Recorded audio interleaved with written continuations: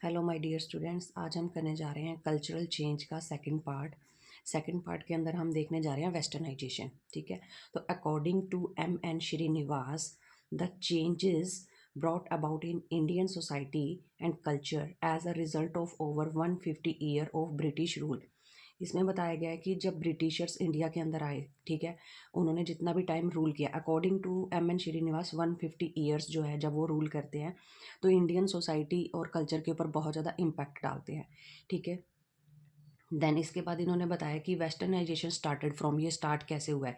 कहते जो minority section वाले थे वो come in contact with the western culture, क्योंकि जो मिनोरिटी क्लास वाले थे वो ब्रिटिशर्स के यहाँ काम करने के लिए जाते थे। ठीक है, तो उनके कॉन्टैक्ट में आ रहे हैं, तो इस तरीके से क्या है, वेस्टर्नाइजेशन जो है धीरे धीरे स्प्रेड होना स्टार्ट हो गया।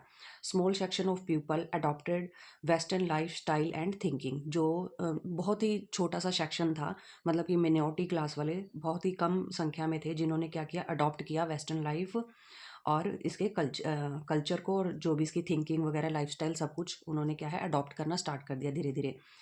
फिर कह रहे हैं वेस्टर्नाइजेशन ऑफ अ कंट्री, कह रहे हैं वेस्टर्नाइजेशन किसी कंट्री का भी हो सकता है, प्लेस का भी हो सकता है, और पर्सन का भी हो सकता है। ठीक है, क्योंकि पहले पर्सन का होगा, देन प्लेस का होगा और फिर कंट्री का होगा, तो एक दूसरे से ये सारी चीज़ें क्या है, इंटरकनेक्टेड है। इसमें क्या होता है, is the process of adopting ideas and behaviour that are typical of Europe. अब देखो इसमें क्या कह रहे हैं कि वेस्टर्नाइजेशन में क्या है, यूरोप को और दूसरा है नॉर्दर्न अमेरिका को फॉलो करते हैं। ठीक है, और इसको फॉलो करने के बाद इन दोनों का बिहेवियर, इन दोनों का आइडियाज़ फॉलो करने के बाद कंट्री, प्लेस, पर्सन का क्या है, धीरे धीरे क्या है, चेंजेस आते हैं।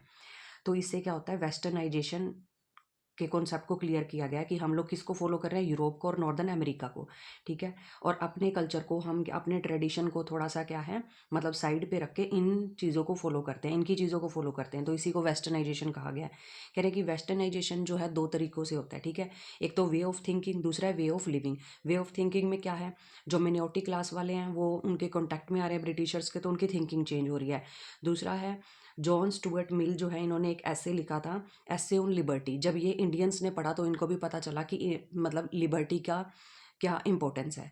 देन इसके बाद है आपको फूड हैबिट्स, ठीक है, ड्रेसिंग स्टाइल, ये सब के सब चीज़ों को हम क्या है, वेस्टर्नाइजेशन को फॉलो कर रहे हैं, जिसके कारण क्या हमारी वे ऑफ लिविंग भी जो है वो भी इम्पैक्ट हो रही है।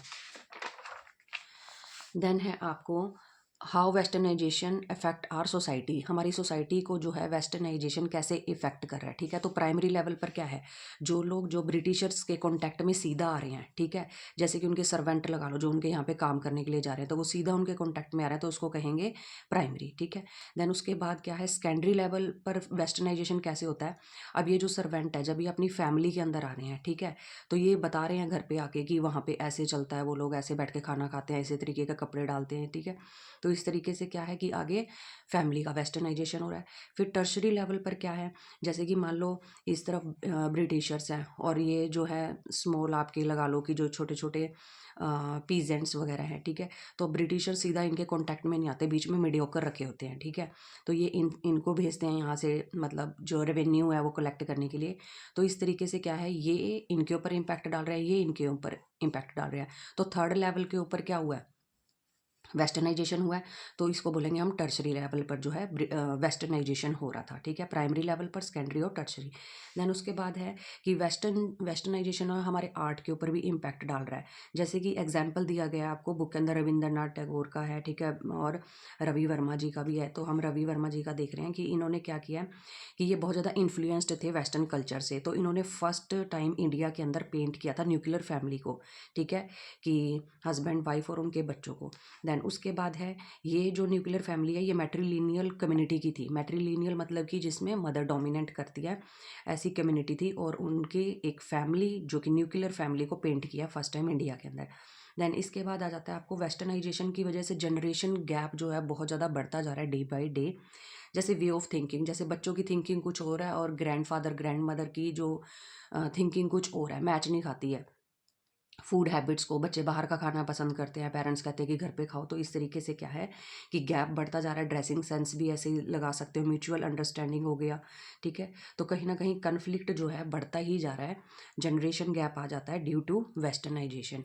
देन अब यहाँ पे बताया गया कि रविंद्रनाथ टैगोर की वर्ड्स हैं, क्या कह रहे हैं, दिस इज़ यूअर टाइम, ये यंग जनरेशन को बोल रहे हैं। ठीक है, कि this is your time, for now is the beginning of me and, कह रहे हैं कि यहाँ पे ये कहना चाहते हैं कि मैं तो जितना टाइम रह चुका रह लिया, ठीक है, मेरा एंड है और अब से ये तुम्हारा टाइम शुरू होता है, ठीक है।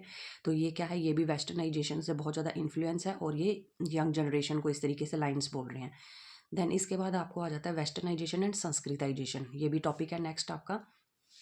तो एम एन श्रीनिवास यहाँ पे क्या कहते हैं, जो लोअर कास्ट है वो क्या होना चाहती हैं, संस्कृताइज्ड होना चाहती हैं, मतलब अपर कास्ट को फॉलो करना चाहती हैं। और जो अपर कास्ट है वो क्या करना चाहती हैं, वो वेस्टर्नाइज्ड होना चाहती हैं, ठीक है। तो इसलिए ये आपका कॉन्सेप्ट बन गया वेस्टर्नाइजेशन एंड संस्कृताइजेशन। एग्जाम्पल में हम देखेंगे थियाज। थियाज कौन थे, ये अपर कास्ट के नहीं थे, ठीक है, ये लोअर कास्ट के थे, केरला के अंदर थियाज, ठीक है, एक कास्ट है।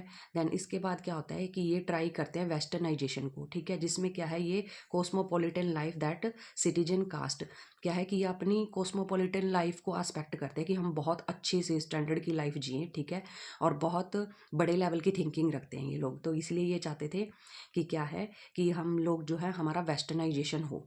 तो इसके बाद आपको आ जाता है नॉर्थ ईस्ट की जितनी भी स्टेट्स हैं वो भी क्या कहती हैं कि जो सिर्फ एजुकेशन है वो हमारे लिए अपॉर्चुनिटीज़ खोल सकती हैं वेस्टर्नाइज होने की, और इसके अलावा और भी बहुत सारी अपॉर्चुनिटीज़ खुल जाती हैं अगर हम वेस्टर्न एजुकेशन गेन कर लेते हैं। नॉर्दर्न ईस्टर्न स्टेट बोल रही हैं ये, ठीक है। फिर इसके बाद आ जाता है आपको नागा ट्राइब। नागा ट्राइब जो है वो क्लोज थी बहुत ज़्यादा किसके, यूरोपियन के, ठीक है।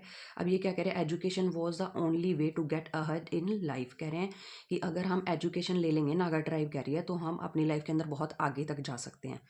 देन इसके बाद आ जाता है आपको वेस्टर्नाइजेशन इज नाउ अमेरिकनाइजेशन। पहले वेस्टर्नाइजेशन का कॉन्सेप्ट चलता था, हम इनको फॉलो करते थे, ब्रिटेन को, ठीक है, डेट हो गया, लैंग्वेज हो गया, इनका एक्सेंट यूज़ किया करते थे। बट अब क्या है, अमेरिका क्या है, सुपर पावर है, तो हम लोग क्या है अमेरिकनाइजेशन, जो भी कॉन्सेप्ट चलते हैं या जो भी ट्रेडिशन चलते हैं, जो भी ट्रेंड चलता है, हम किसको फॉलो करते हैं, हम अमेरिका को फॉलो करते हैं। तो वेस्टर्नाइजेशन की जगह अब क्या हो रहा है, अमेरिकनाइजेशन हो रहा है। देन इसके बाद आज आपका आता है ये modernisation and secularisation.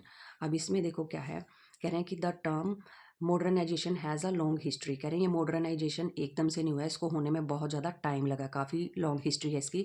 90th and 20th century के अंदर क्या हुआ था, एसोसिएटेड लोगों की जो है, लोग जो है पॉजिटिव और डिज़ायरेबल वैल्यू रखना स्टार्ट कर दिया था। अब लोगों ने इतना ज़्यादा चेंज आ रहा था, कह रहे हैं कि पीपल जो है सोसाइटी के अंदर वो चाहते थे कि क्या है, हम मतलब मॉडर्न हो जाएं। In early years modernisation refer to improvement in the technology and production process. कह रहे पहले के टाइम में मॉडर्नाइजेशन किसको बोला जाता था कि सिर्फ टेक्नोलॉजी अगर बढ़ गई है, ठीक है, और प्रोडक्शन बढ़ गया, तो इसका मतलब क्या है, मॉडर्नाइजेशन आनी स्टार्ट हो चुकी है। अब यहाँ पे बता रहे हैं कि अगर आपको मॉडर्नाइज होना है, कौन कह रहा है, यूरोप और नॉर्दर्न अमेरिका कह रहा है कि अगर आपको मॉडर्न होना है तो आपको हमारे पाथ के ऊपर चलना पड़ेगा, फिर आपकी क्या है, डेवलपमेंट होना स्टार्ट हो जाएगी, ठीक है। then and suggested that other societies both have to get or to follow the same path of the development। अगर आपको करना भी है अपनी डेवलपमेंट तो सेम पाथ के ऊपर चलो, जो हमने पाथ यूज़ किया, अपना रास्ता बनाया, ठीक है, उसी रास्ते के ऊपर आप आ जाओ, तब आपका मॉडर्नाइजेशन होना बिल्कुल पक्का है। देन उसके बाद है आपको जो स्टोरी है, इंडिया की जो स्टोरी है वो quite distinct from the growth in the west. जो वेस्ट की ग्रोथ हो रही है ना, उससे इंडिया की स्टोरी टोटली डिफर है, क्योंकि देखो इंडिया डेवलपिंग कंट्री है तो इसके ऊपर इम्पैक्ट मतलब पड़ेगा, मतलब बहुत ज़्यादा मतलब कि अंतर है, ठीक है, कि उनके मॉडर्नाइजेशन होने में और इंडिया के मॉडर्नाइजेशन होने में। देन है here we look the two processes of modernisation and secularisation together. अब यहाँ पे बता रहे हैं कि आप ये आगे आएगा आपको कॉन्सेप्ट, इसमें बताया गया कि मॉडर्नाइजेशन और सेकुलराइजेशन ये दोनों ही क्या है, आपस में इंटरलिंक्ड टॉपिक है, ठीक है। और क्या बताया, both part of a set of modern ideas, और दोनों से ही क्या है, मॉडर्न आइडियाज़ जो हैं मतलब सेट हो सकते हैं, ठीक है। और देन है sociologist have try to define, और जो सोशोलॉजिस्ट है वो ट्राई कर रहे हैं, ठीक है, कॉन्स्टिट्यूट करने का, मतलब कि मॉडर्नाइजेशन का जो प्रोसेस है, ठीक है, वो कैसे डे बाय डे आगे बढ़ रहा है, ठीक है, और ये कैसे जो है सेकुलराइजेशन के साथ जुड़ा हुआ है, इसको डिफाइन करने की कोशिश कर रहे हैं जो हमारे सोशोलॉजिस्ट है।